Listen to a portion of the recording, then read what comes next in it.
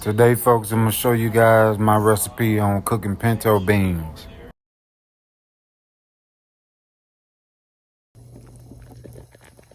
We got some smoked neck bones in the pot. We're going to cook some pinto beans. Here I have some pinto beans that I soaked for a little while. And we're going to add them to the pot.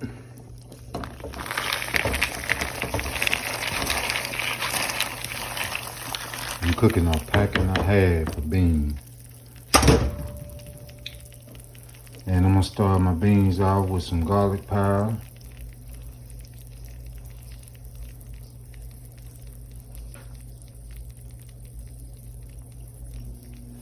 And I'm going to put some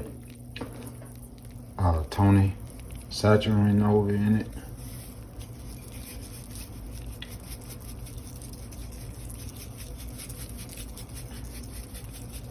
And I'm going to go ahead on and add my celery, bell pepper, and onion. Cut up small.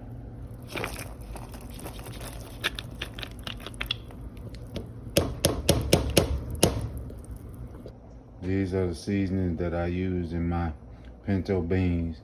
And also don't forget add a little sugar to it and some salt to give it a balanced taste. You guys, I added a little taste of sugar to my beans, and I got a ham hock in here and also some smoked neck bone. And we're gonna let it come to a boil and let it cook for about an hour and a half. Then I go back and I taste the liquor to see what else I need to add. Okay, folks, I done let my beans cook for about 2.5 hours. And one thing about me, I do a lot of old school cooking and I don't do no measurements. So, but I did go back and I added more garlic powder to my pot. And I added some more Tony saccharin to the pot. And so now they thickening up. See how good them beans look?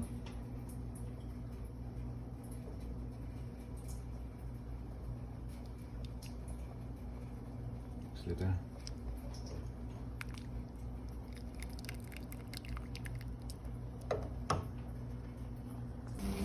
Okay, you guys, I took some Jiffy cornbread and mixed it up, and I cooked it in a skillet and made pancakes.